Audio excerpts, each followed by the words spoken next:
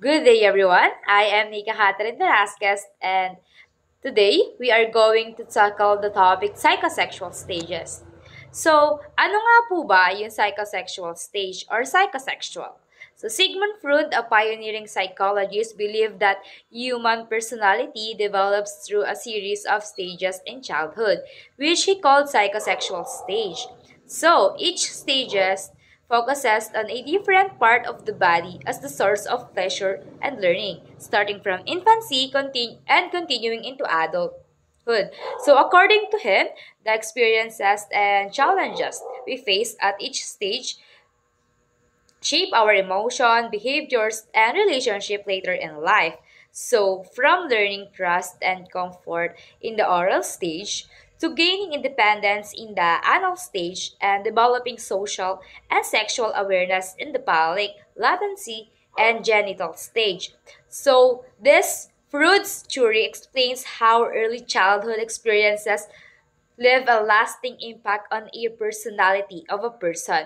So, understanding the stages helps us see how children and adolescents grow not just physically but emotionally and socially, and why certain behaviors or conflicts may appear as they matured.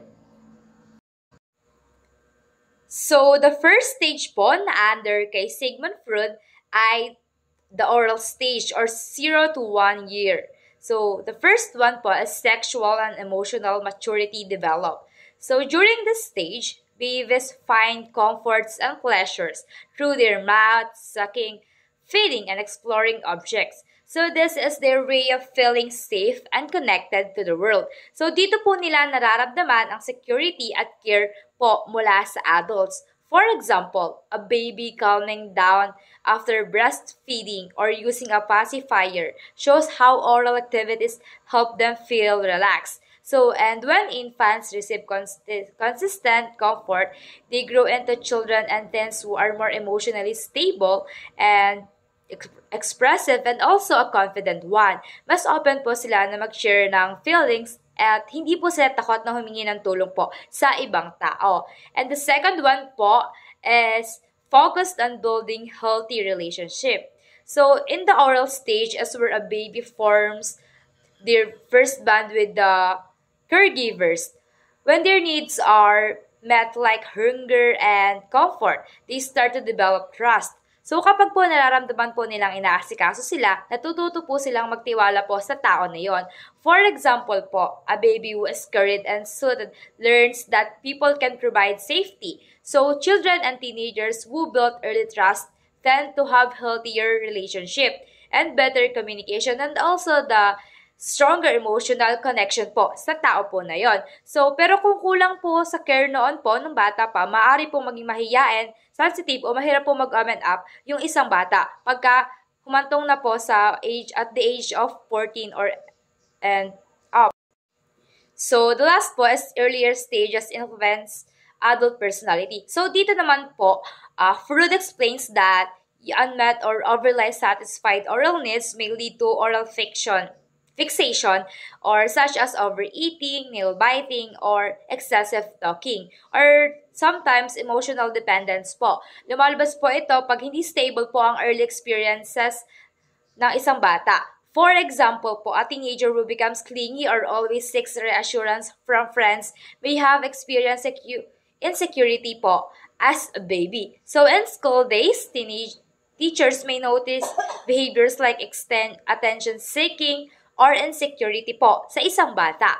And understanding this helps them respond with patience, empathy, and proper guidance po. And mas naiintindihan po nila yung bata kung bakit may ganong ugali siya.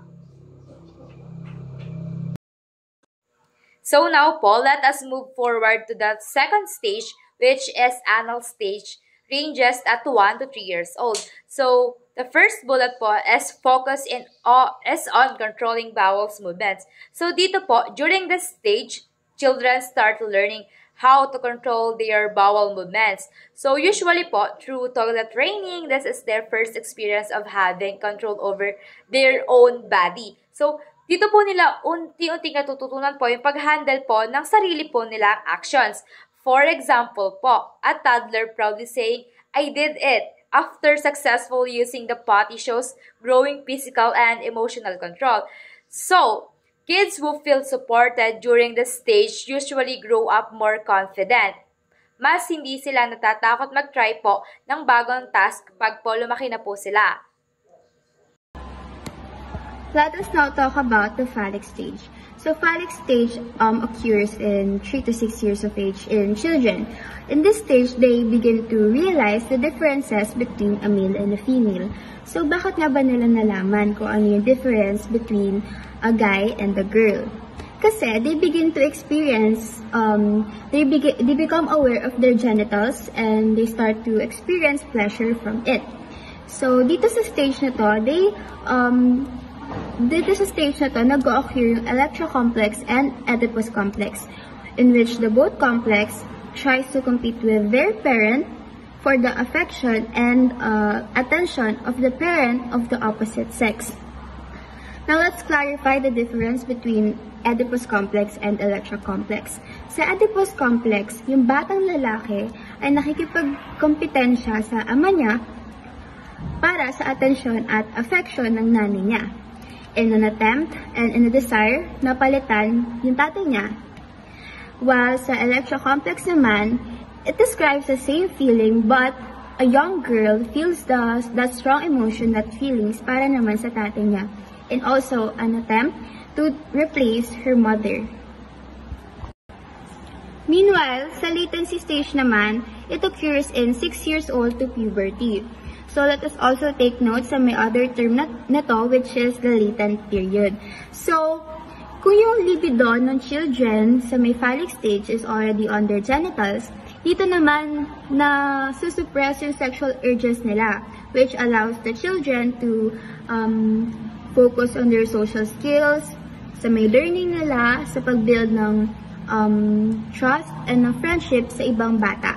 So, dito sa last bullet, sinasabi na naniniwala si Freud na kung ang isang tao daw ay naging fixated sa may stage na to, makakapag-establish siya ng immature personality and difficulty sa pag-sustain ng relationship.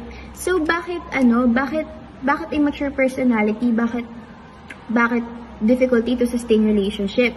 Kasi, kapag hindi nila naayos yung mga issue nila sa may stage na to, like for example, maintaining a healthy friendship with other kids, maaari nilang madala yung pattern na to hanggang sa pagtanda nila. Let us now talk about the phallic stage. So phallic stage occurs in 3 to 6 years of age in children. In this stage, they begin to realize the differences between a male and a female. So bakit nga ba nila nalaman kung ano yung difference between a guy and a girl? Kasi they begin to experience, they become aware of their genitals and they start to experience pleasure from it. So dito sa stage na to, nag-o-occur yung Electra complex and Oedipus complex, in which the both complex tries to compete with their parent for the affection and attention of the parent of the opposite sex. Now, let's clarify the difference between Oedipus complex and Electra complex. Sa Oedipus complex, yung batang lalaki ay nakikipagkompetensya sa ama niya para sa atensyon at affection ng nanay niya, in an attempt and in a desire na palitan yung tatay niya. While sa Electra complex naman, it describes the same feeling but a young girl feels that strong emotion, that feelings para naman sa tatay niya, and also an attempt to replace her mother. So next is the genital stage, which happens from puberty to adulthood. So dito na pumapasok na yung development natin is mas nagiging mature na, hindi gaya ng dati. And hindi lang ito physically, but also emotionally. So first is we have the sexual and emotional maturity develop. So it means that during the transition of us being a young adult, mas nagiging aware na tayo sa ating sariling feelings and needs. Like for example, di ba before meron tayo mga crush lang. So dito habang tumatanda tayo, mas na-realize natin yung mga healthy boundaries, respect, and kung ano ba talaga yung true love. So last is we have the earlier stages influence adult personality. So it means that during our childhood, yung mga experience natin na yun before is meron siyang epekto sa pag-handle natin ng relationships and responsibilities natin as adult. So for example na lang, nung bata ka, natuto ka na agad magbuo sa sarili mo ng trust and independence. So sa pagtanda mo as adult, so mas makakagain ka agad ng confidence sa sarili mo. And for example naman, nung bata ka, merong mga unresolved conflicts. So there's a chance na madalayan natin yon sa adulthood natin. Like for example is the insecurities or facing difficulty of trusting people. So next is building a healthy relationship.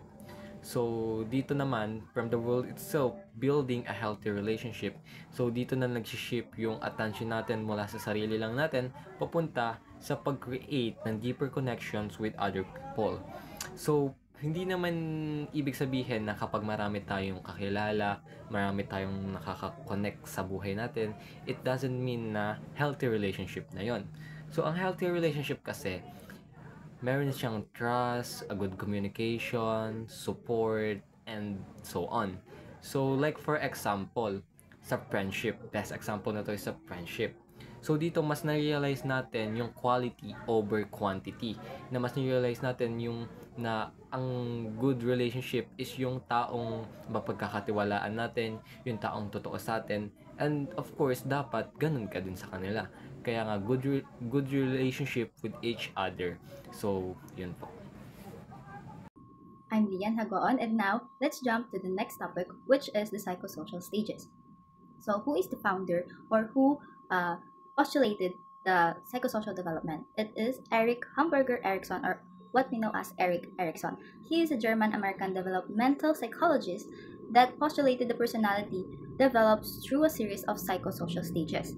So, his theory is known as psychosocial development. His theory is mostly influenced by Freud's psychosexual theory, but in Erik Erikson, he focuses more on the social and cultural factors than the biological drive of a child or an adult. So, kay Erik Erikson, mas nag-focus siya sa mga challenges o crisis na pinagdadaanan ng mga bata throughout their development or throughout the years na mag-grow sila.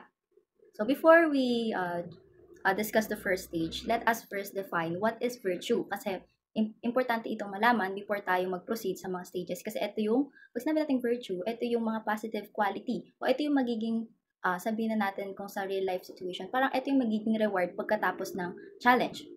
So, si virtue, siya ay isang positive quality or nagiging strength ng isang person after successfully resolving their crisis or conflict in each stage of development. So, sa psychosocial development, sa kada stage, meron dong crisis. At kapag na-overcome yung crisis na yon, doon makakakuha ng virtue o positive quality yung person, yung bata hanggang sa kanilang pagtanda. So, sa unang stage, meron tayong tinatawag na trust versus mistrust.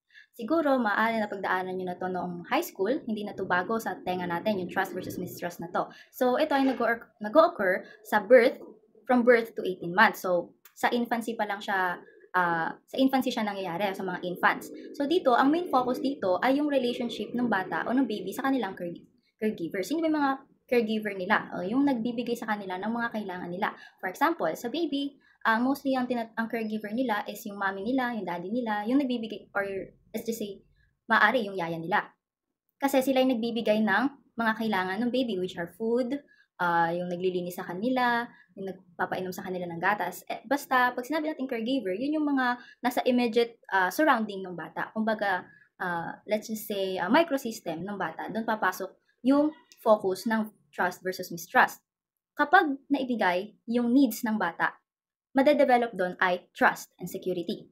For example, sa mga baby, kapag hindi ka kilala ng baby, malaki ang chance na hindi siya magpapabuhat sa'yo. Pero, pag yung mga taong nakilala nila, yung bubuhat sa kanila, magpapabuhat sila. Kasi doon, sila yung mga tao na nagbibigay ng mga needs nila, yung nag-a-attend sa mga kailangan nila. For example nga, yung mother, siya yung nagbibigay ng gatas ng baby. Siya yung nag-aalaga sa baby. So, kanino siya magpapabuhat? Kay mommy. Okay? Next naman, paano kapag hindi na-meet yung needs ng bata? It develops mistrust, anxiety, and fear. Sa mistrust, ibig sabihin lang nun, walang tiwala sa'yo si baby. I-compare natin siya sa caregiver tsaka sa stranger. So, kapag si caregiver na nagbibigay ng gatas, lahat ng pangangailangan ng baby, kapag binuhat si baby, sasama. Kapag kiniliti si baby, ngingiti, tatawa yung baby. Kapag ikaw na stranger, hindi mo naman binibigay yung pangangailangan ng baby, kahit pagbuhat pa lang, iiwas na sa'yo yung baby. Hindi na siya magpapabuhat sa'yo. At kapag kiniliti mo yung baby, ang tendency nun, iiyak siya. Hindi ka niya kasi kilala o wala ka sa immediate surroundings niya o wala ka sa kanyang microsystem. Hindi ikaw yung nagbibigay sa kanya ng needs niya. It also develops anxiety. O katulad nga, pag kiniliti mo yung baby, iiyak siya. Kasi di ka niya kilala. So, matatakot sa'yo yung baby. Kaya kapag na-meet yung needs, kapag ikaw ay caregiver or nabibigay mo yung pangangailangan ng baby, doon, madadevelop na yung trust nila. So, ano naman yung virtue? Di ba kanina sinabi natin yung virtue? Ito yung makuha mo ito yung nakuha ng bata kapag successful sila sa stage ng psychosocial development. So, dito, ang makukuha nila is virtue. Yung virtue na makukuha nila is hope. Ang hope ay, ito yung belief that the world is safe and that the people can be trusted. Balik ulit tayo doon sa pag naibigay mo na yung pangangailangan ng baby, sa pagtanda nila, magkakaroon na sila ng belief na yung mundong ginagalawan nila ay safe. Dahil nagkaroon siya ng tiwala o natuto siyang magtiwala. And maniniwala na din sila na people can be trusted. Syempre, pag baby, lalaki yan, syempre, lalaki din yung microsystem niya. Hindi na lang kabud si mommy, si daddy yung sa immediate surrounding niya. Nandun na rin maaari si lolo, yung mga pinsan, yung family, kumbaga magkakaroon na siya ng tiwala, hindi lang dun sa primary caregiver niya, kundi din sa mga tao na makaka-interact nila. Dito, sa stage na to, ano ba yung magiging positive outcome kapag si baby o yung bata is successful sa conquer sa crisis na trust versus mistrust? So, unang-una, magkakaroon sila ng confidence in others. Isa lang pala yun. Magkakaroon sila ng confidence in others. Kumbaga, dahil may tiwala ka na, may tiwala na natuto na magtiwala yung bata, yung baby, magkakaroon na din sila na maniniwala na din sila sa kakayahan ng iba. For example, nakilala na ni baby yung pinsan niya. So doon, naniniwala na din siya sa pinsan niya na kaya na din doon ibigay yung needs niya. Kasi confident na siya o kilala niya na yung pinsan niya. Meron din tong negative outcome, syempre, which is difficulty in forming relationship and fear of the world. Kahit naman hindi lang sa bata, kapag walang trust sa kahit anong relationship, mahirap tong i-form. For example, hindi tayo pwede lumayo, doon pa rin tayo sa infancy, sa mga bata. So, for example, si baby, hindi siya masyadong nakakilala. Hindi niya pa kilala yung family niya. Kumbaga, sabihin na natin, gine-gatekeep siya ng parents niya, hindi siya pinapakilala sa iba't ibang tao. So basically, ang kilala pa lang niya is si mommy at si daddy. So kapag nilabas mo yung bata, mahihirapan siya na makipag-connect sa ibang tao. Mahihirapan siya na makipag-form ng relationship. O for example, since hindi niya kilala yung pinsan niya, hindi naman siya sasama doon, wala siyang magiging trust sa ibang tao. At syempre, dahil doon, since wala kang ibang pinagkakatiwalaan, ang tendency nun, matatakot ka sa mundong ginagalawan mo. Kaya sinabi dito na fear of the world. Kasi nga, pag wala kang trust sa iba, hindi lang sa primary caregiver mo, ang magiging tendency niyan is matatakot ka na mag-explore pa o alamin pa yung mundong ginagalawan mo. So, yun yung stage 1, trust versus mistrust. And kapag successful na nalagpasan yung crisis na to, ang virtue na magigain is hope. Next. Doon naman tayo sa stage 2, sa autonomy versus shame and doubt. Ito ay nag-o-occur naman during 18 months to 3 years o 18 months na baby to 3 years old, kapag hanggang sa 3 years old na sila. So, katulad lang sa first stage, iaano pa rin natin kung ano yung main focus nito. So, ang main focus ng stage 2 is yung development ng physical skills and independent. Pag physical skills, dito na papasok yung paggalaw ng bata, yung mga motor skills nila. For example, di ba, yung mga bata natututo na yan gumapang, natututo na silang galawin yung ibang part ng body nila. And papasok na din dito yung independence. Kasi sa 18 to 3 years, doon na papasok yung mga simpleng motor skills. For example, natututo na silang gumalaw. Natututo na silang gumapang, maglakad, doon na papasok yon. So dito, yung mga bata, very curious na sila about the world. So tendency nun is mag-explore sila. Maggagawa sila ng mga task such as yung mga dressing, yung mga eating, mga simple task na kaya nilang gawin sa sarili nila. O doon tayo sa eating. So, kapag si parent ay encouraging, hahayaan niya yung baby niya o yung anak niya na matutong kumain mag-isa. At through that, mabibuild yung independence ng bata, which is very, very important. Kaya nakalagay sa PPT natin na parents should encourage independence and allow mistakes. So, sa mga gagawin ng bata, hindi naman ubra na pag nakagawa sila ng mali, ay i-controlin na natin sila, na pipigilan na natin sila mag-explore. Mali yun. Dapat parents should be encouraging and parents should allow their kids to make mistakes. Kasi, yung mga mistake na to, kung sakali mang paulit-ulit na, as parent, kailangan nandun pa rin yung guide. I-guide natin sila. O sabihin natin na, ganito yung gawin yan para hindi ka na magkamali. And through that, mabibuild yung independence ng bata at magkakaroon na siya ng idea kung paano kung paano gumawa ng mga choices at kontrolin yung kanyang actions. Kasi kapag inalaw natin yung mistake, ano ba yung palagi nilang sinasabi, kapag nagkakamali tayo, it makes room for improvement. Kasi hindi naman din perfect yung, especially sa stage na yan, sa age range na yan, hindi pa naman totally develop yung bata para alamin kung ano yung tama at mali. So as parents, kailangan ikaw yung magiging guide, hindi mo kokontrolin yung bata. Okay, doon naman tayo sa virtue na magigain sa stage 2. Ang virtue na magigain ng mga bata dito, if they're successful in conquering this crisis, ay will. So ano ba yung will? Yung will po ay yung determination and confidence to make choices and control one's action. So sabi nga natin dito sa stage na to yung physical skills. So syempre, kapag si parent ay hindi overprotective, hindi niya kinokontrol yung anak niya, matututo tong gumawa ng choices by themselves. At syempre, magkakaroon siya ng confidence. Hindi confidence sa others, pero magiging confident siya sa sarili niya na alam niya na kung ano yung gagawin sa mga bagay-bagay. At dito, since alam niya na yung gagawin, syempre matututo na din siyang kontrolin yung kanyang actions. Kasi nga, for example na lang, sa tubig, pag binigyan mo yung baby ng tubig, ang tendency niyan sa una, matatapon yan. Kasi hindi pa niya kontrolado yung actions niya eh. Pero kapag tinuruan mo yan ng tinuruan, inalaw mo na magkamali siya, in-encourage mo siya, doon, mas matututo yung bata throughout their experience kung paano humawak ng baso na may tubig. Then, doon, pag natutunan na nila yan, confident na sila na sabihin nila, sige, mami, ako nakukuha ng tubig ko, kaya ko na. Diba? Doon, makikita na nagain nila yung will, nagain nila yung virtue na will kasi nagkaroon sila ng determination, confidence, and control sa kanilang actions. So, ano ba yung mga positive outcomes ng stage 2 natin? Syempre, since sinabi na natin, they're able to control their actions, na syempre, papasok na dun si self-control. And yung kanina nga, yung sinabi natin, confidence. At syempre, yung independence. So, dito natututo na yung bata na gumawa ng choices by themselves. And syempre, alam na nila gagawin nila, even without supervision of their caregivers. So, syempre, sa negative outcome naman, is shame, doubt, and dependence on others. If si parent ay hindi ina-encourage yung bata at kinokontrol yung bata at hindi inaalaw yung bata na magkamali o mag-explore, ang tendency nito, kapag ang bata lumaki, sa mga gagawin niya na decision o sa mga i-encounter niya na problema, idadoubt niya yung sarili niya kung ano yung dapat niyang gawin. Hindi niya maalam yun. At syempre, papasok na dun si shame. Kasi mahihiya na siya kasi hindi nga niya alam yung gagawin niya. And syempre, kung nagsama yung dalawa na yun, since hindi niya nga alam yung gagawin niya, hindi niya alam paano niya gagawin o paano niya isosolve yung isang bagay, mahihiya siya, magkakaroon siya ng shame sa sarili niya kasi grabe, hindi ko to alam, yung mga ganung bagay ba? Ang tendency nun, since, ang magiging tendency nun, since sabihin natin, sila parents nga yung nagko-control sa kanya, so kaya hindi siya successful sa stage na to, kanino siya magiging independent? Sa parents niya.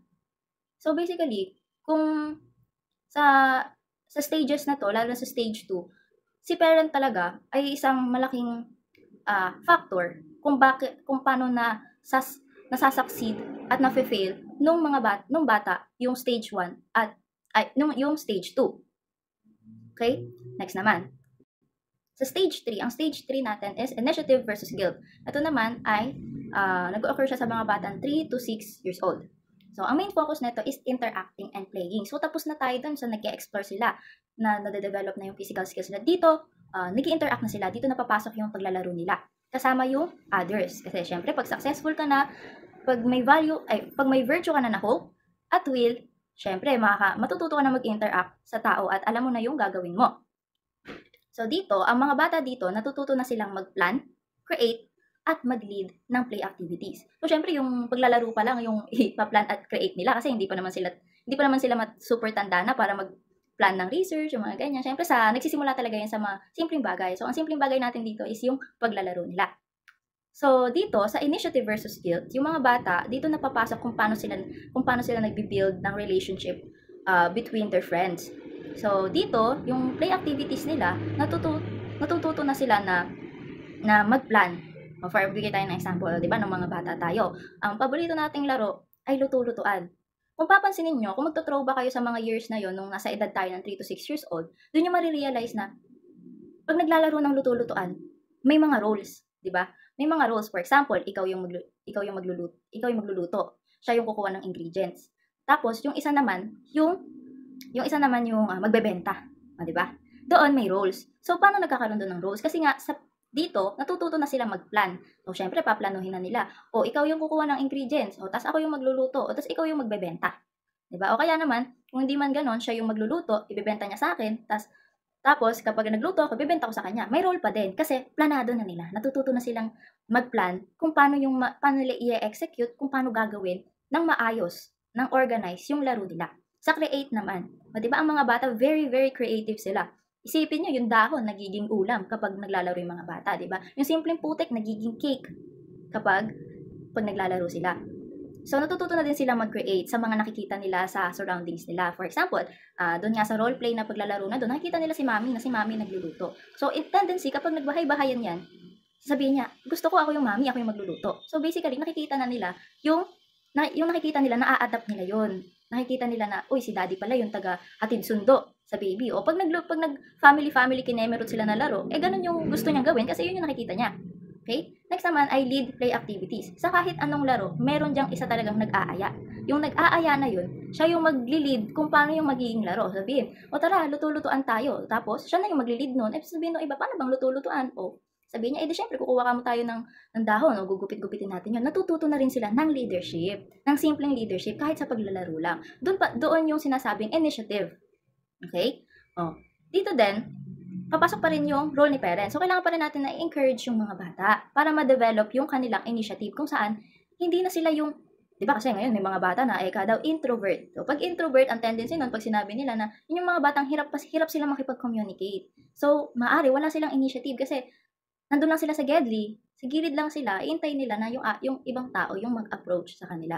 So, kapag successful ka sa stage na to, madedevelop yung initiative nung bata. Kumbaga, for example, sila na yung mag-i-initiate na mag-aya ng laro, na makipagkaibigan sa ibang bata. Doon napapasok yung leadership din at decision making. Kasi tulad ng sinabi natin kanina, dito natututo na yung mga bata na magkaroon ng simpleng mga leadership kahit sa simpleng paglilid lang ng mga laro nila. Kasi gusto nila, yung laro nila na yun ay maging organized, walang nagkakagulo. Okay? Dito din natututo na din daw sila ng decision making. Kasi, syempre, pag nagplano ka, nag-create ka, nag-lead ka, matututo ka talaga kung paano mag-decide. Kung ano yung mga gagawin mo para mas maging organized at mas maging maayos yung playdate nung playdate niyong magkakaibigan, di ba?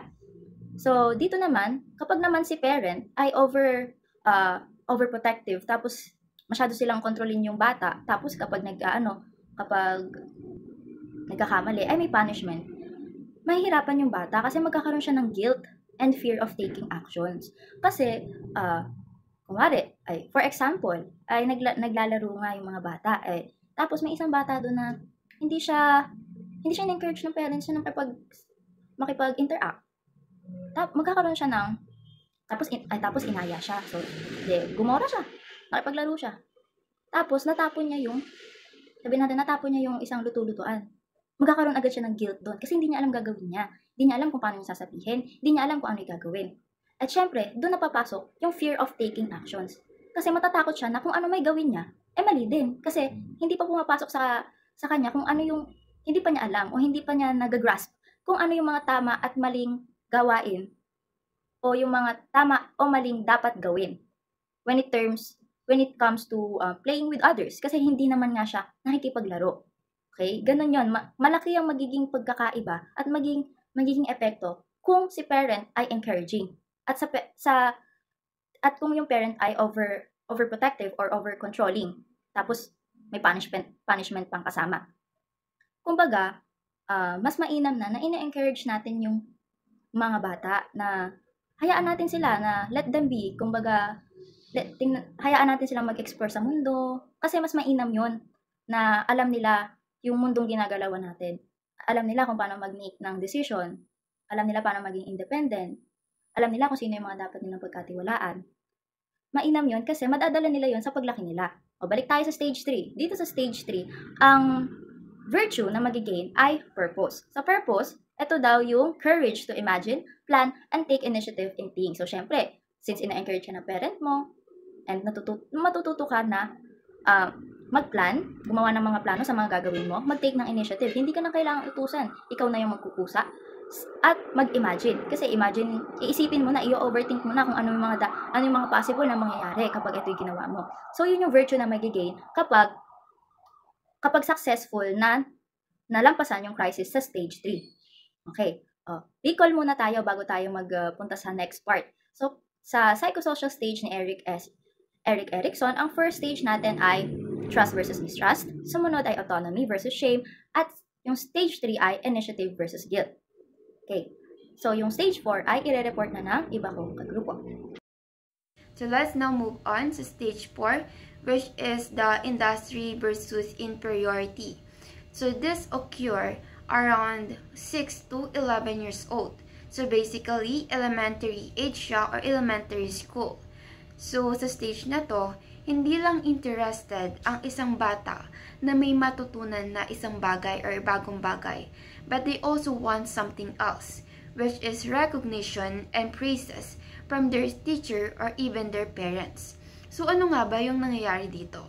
So, sa stage na to, kapag ang isang bata ay nakakatanggap or binibigyan ng reward or ng praises, they start to feel competent and industrious. So, when we say competent, this is the feeling na magaling ka sa isang bagay na yon, kaya ka napupure, or you are capable of doing things right.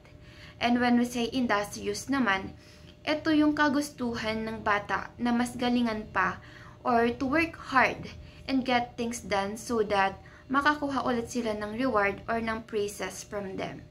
However, kapag laging nire-restrict or laging sinasabihan yung isang bata na you are not good enough, they start to doubt themselves, especially their abilities, and feel inferior. Kapag naman sinabi natin na inferior, ito yung pakiramdam ng isang tao na hindi sila kagalingan gaya ng ibang tao or hindi nila kayang gawin yung mga kayang gawin ng ibang tao. So, as a future educator or as a future teacher, it's very crucial for us na bigyan natin ng praises or ng reward yung ating mga student or yung mga bata ng praise or ng reward kahit na maliit or malaki yung kanilang achievement. So, yun lang yung stage 4 natin, which is the industry versus inferiority. So, for stage 5, we had the identity versus role confusion. So, etong stage na to is nangyayari siya kadalasan sa adolescence. Ito yung transition phase natin mula childhood papuntang adulthood. Sa stage na to, sobrang daming nagbabago sa atin, physical man or emotional. Kaya normal lang na marami sa ating kabataan ang nag-explore kung sino nga ba talaga tayo. Dito nagsisimula na tayong maghanap kung ano ba talaga yung identity natin, whether in terms of sexual identity, career path, belief, or even values. Dito pumapasok yung mga tanong na sino ako, anong gusto kong maging, saan ba ako nababagay, ano ba talaga yung gusto ko.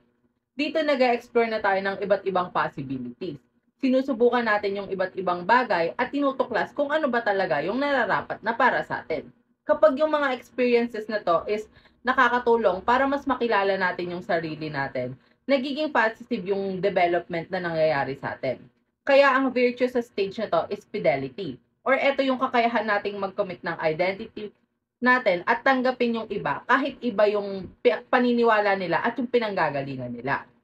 Pero kung nahihirapan ng isang adolescent na pagsamasamahin ng iba't ibang aspect ng pagkatao nila, or kung sino tayo, kung ano yung gusto natin at kung saan tayo nagbabagay, nagkakaroon naman tayo ng role confusion. Ito yung feeling natin nawawala tayo, parang wala tayong direksyon, hindi tayo sigurado sa sarili natin, hindi tayo sigurado kung ano ba talaga yung gusto natin.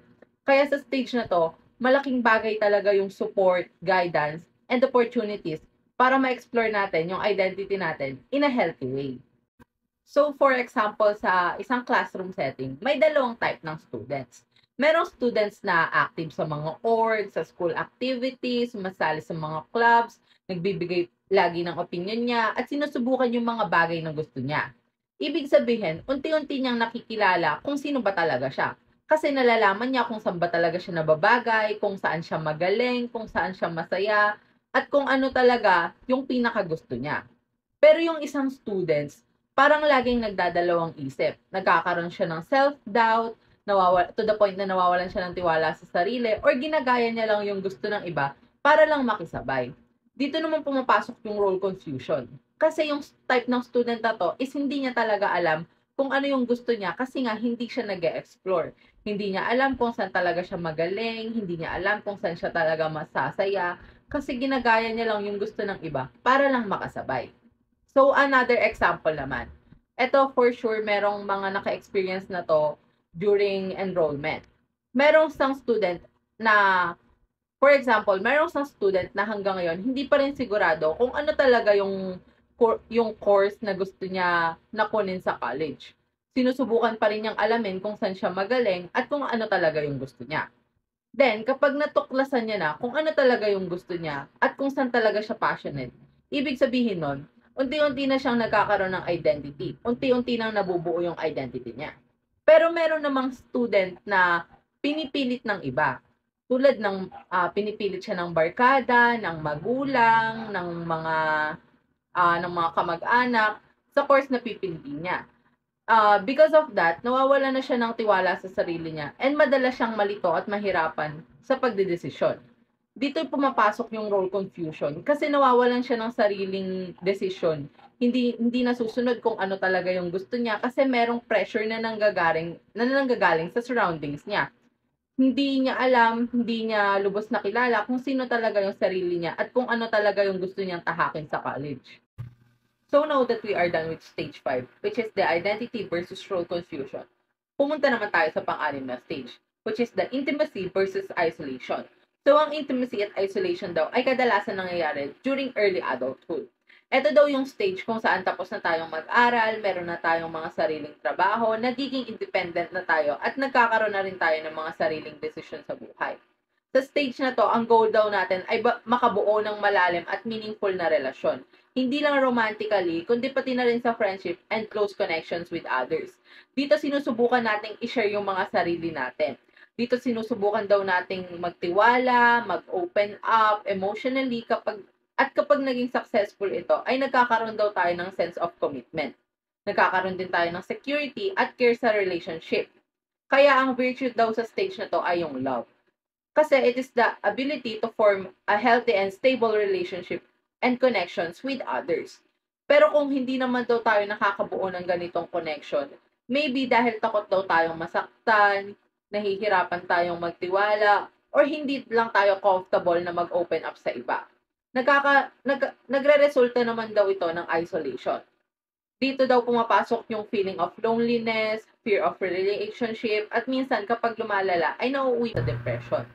Kaya naman sinasabi ni Erickson na importante daw na matutunan ng young adult kung paano tayo mag-build ng intimate and trusting relationship para maging emotionally healthy at stable tayo. So for example, sa isang classroom setting, may ginagawang group project. Sa group project na yon, merong 2 types of student. So yung first student is mahilig siyang interact sa iba, hindi siya natatakot na magbigay ng opinion, nakikinig siya sa mga ideas ng ka-group niya, and also nagtutulungan sila. So, eto, lumalabas yung intimacy. Kasi hindi man in a romantic way, pero yung kakayahan niya na makipag-connect sa iba and yung hindi siya natatakot na magbigay ng opinion, yun yung intimacy. On the other hand, yung pangalawang students naman, gusto niya lang palaging mag-isa. Ayaw niya ng group project kasi natatakot siyang magkamali or mapahiya. Dahil dito, naging isolated siya sa mga tao. So, sabi ni Eric Erikson, kapag natutunan daw nating magtiwala at makipagrelasyon sa iba, nagkakaroon tayo ng intimacy. Pero kung pinipilit nating magtago at umiwas dahil sa fear natin, napupunta naman tayo sa isolation. Let's talk about the Bandura social cognitive naman po. Albert Bandura theory explained that people learn by observing others. So, sinasabi lang na dito na people learn by watching others. Hindi lang tayo tututo sa ating own experience, but also we imitate behavior we observe from other people na nakapaligid sa atin. So, parang na-adapt natin kung ano yung ugali ng ibang tao base sa nakapaligid sa atin. So, one of the best example nga dito, yung experiment niya na Bobodal na kung saan yung adult, pinanonood ng bata, yung adult na gumagawa ng aggressive action doon sa may dal. Tapos nung turn naman na ng bata, kung ano yung ginawa ng matanda doon sa may dal na yon, ganun din yung ginawa ng bata. So, pinapakita lang dito na this prove that children learn by observing others, not only a trial and error. And naniniwala si Bandura na people can be active information processor, word we think first before we imitate. Kaya pinapose niya yung 4 na meditational processes at eto nga yun. Let's talk about sa last stage ng theory ni Eric Erikson, yung integrity versus despair. This is the final stage in theory ni Eric Erikson, which is the old age. People look back and reflect to their full life. Dito na yung matatanda na binabalikan yung mga ginawa nila or nangyari sa buhay nila. Kapag na-feel na nila na they live in a good and meaningful life, they may experience integrity, which give them wisdom and peace. Kapag naman na-feel nila na puro regret or naniniwala sila na their life was waste, they may experience the despair, which means they bring sadness and hopelessness. Sa stage na to, sinasabi lang na it's about looking back at your life and deciding whether your life feels fulfilled or you're full of. Let's talk about the Bandura social cognitive naman po. Albert Bandura theory explained that people learn by observing others. So, sinasabi lang na dito na people learn by watching others. Hindi lang tayo tututo sa ating own experience, but also we imitate behavior we observe from other people na nakapaligid sa atin. So, parang na-adapt natin kung ano yung ugali ng ibang tao base sa nakapaligid sa atin. So, one of the best example nga dito, yung experiment niya na Bobodal na kung saan yung adult, pinanonood ng bata, yung adult na gumagawa ng aggressive action doon sa may dal. Tapos nung turn naman na ng bata, kung ano yung ginawa ng matanda doon sa may dal na yon, ganun din yung ginawa ng bata. So, pinapakita lang dito na this prove that children learn by observing others, not only a trial and error. And naniniwala si Bandura na people can be active information processor, word we think first before we imitate. Kaya pinapose niya yung 4 na meditational processes at eto nga yun. So now, let's discuss the first stages of Bandura's social cognitive theory. The first one is attention, the second one is retention, the third one is reproduction, and the last one is motivation. In attention, you must notice the behavior first, because if you don't pay attention, you won't learn anything from what you observe. For example, a student watches her teacher solve a math problem in the board. She pays full attention because she wants to learn how to solve it. Since she paid full attention, she can now easily learn how to solve it. In retention, you must remember the behavior. This means storing the information in your mind so you can recall it later. For example, Nagre-review ka for your upcoming exam. Since na-review mo lahat ng lessons na tinawag ng teacher mo, alam mo kung anong sasagot mo sa araw ng exam mo. Third one is reproduction. In reproduction, you must be able to copy or perform the behavior yourself. This requires practice and the ability to do what you observe. Example in reproduction, may isang student na amaze kung anong flow yung pagtuturo ng teacher niya. At yung teacher niya na yun, binigyan sila ng task which is reporting. Since amazed na amazed siya sa teacher niya na yun, na nagbigay sa kanila ng task, niisip niya na ganoon na rin yung flow na gagawin niya sa kanyang reporting. And that is reproduction. And the last one is motivation. In motivation, you must have the reason to repeat the behavior. If you see result or positive outcomes, you're more likely to copy the behavior. Example of motivation, teacher praises the student who passed the exam. Because of this positive reinforcement, the students study harder. And that's the fourth. Bandura's social cognitive theory, the attention, retention, reproduction, and motivation. So ngayon naman, nandito tayo sa Bowlby's attachment theory. So ang Bowlby's attachment theory ay galing kay John Bowlby, isang British psychology na kilala bilang the father of attachment theory. So binuo niya yung theory na to based sa sarili niyang karanasan noong naggagamot siya ng mga emotionally disturbed children. So napansin niya na karamihan sa mga bata na to is lumaki na nahiwalay sa mga magulang nila and kulang sa emotional care. Dahil doon, nagkaroon sila ng mga problema when it comes to love, sa tiwala, and sa emotional stability.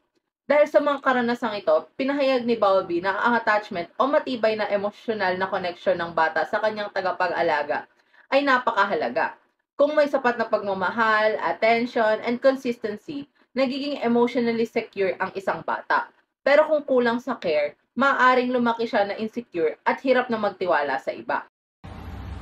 Now, pre-attachment, or the 0 to 2 months old of a baby.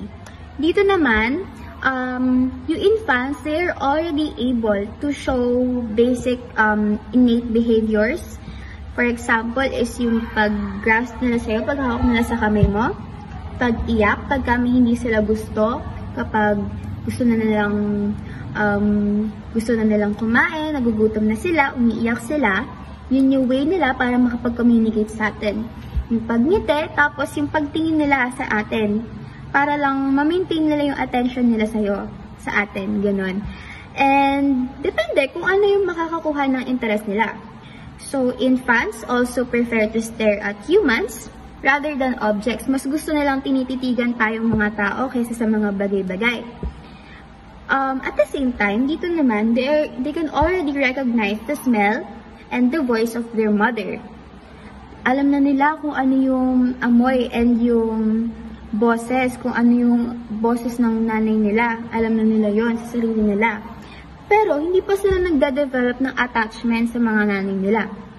Reason why hindi sila nagpapakita ng negative behavior kung hahawakan sila ng ibang tao, kung pubuhatin sila ng ibang tao. And then, attachment in the making. So, attachment in the making marks the 2 to 7 months old of the child. So, dito naman, they start to learn the basic interactions like turn-taking. So, ano nga ba yung turn-taking? For example, yung caregiver, tinuturuan niya magsalita yung bata.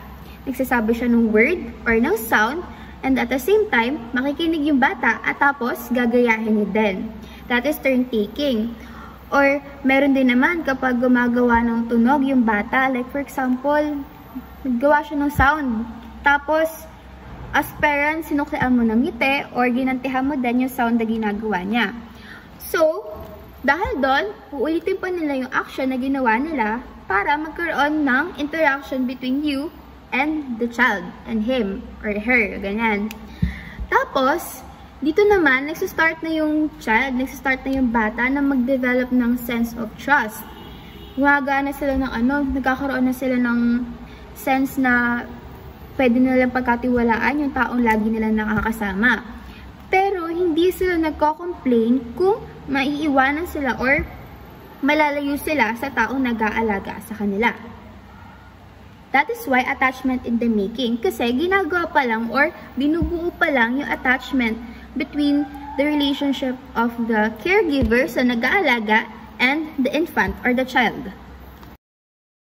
So let's now move on sa stage 3 natin, which is the clear-cut attachment.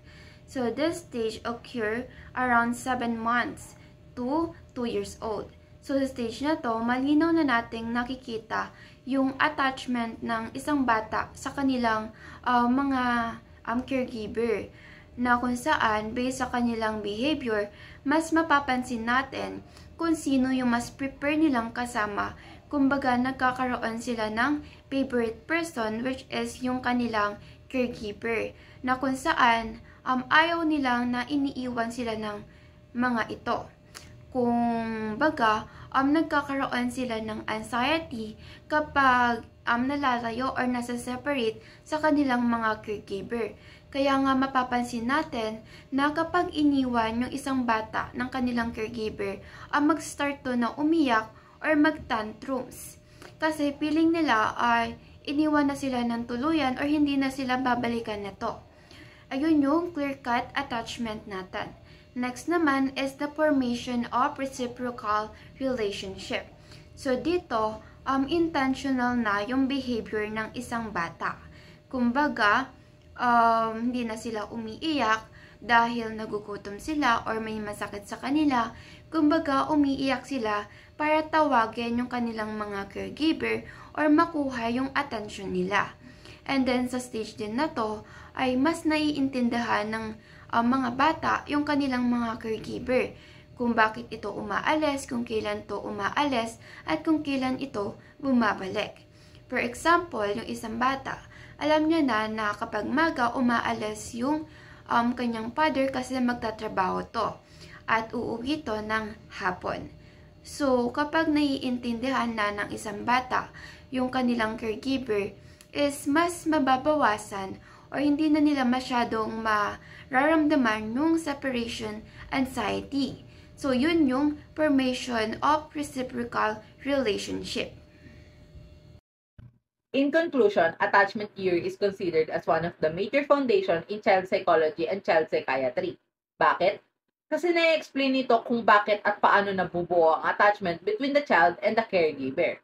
Malaki rin ang naitutulong ng theory na ito para mas maintindihan natin kung paano nade-develop ang emotional bond ng isang bata at kung paano ito nakakaapekto sa behavior and well-being niya habang lumalaki.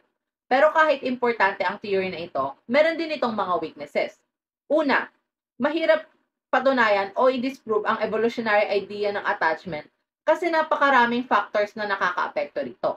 Andyan yung culture, social norms, values, belief, and even the family environment.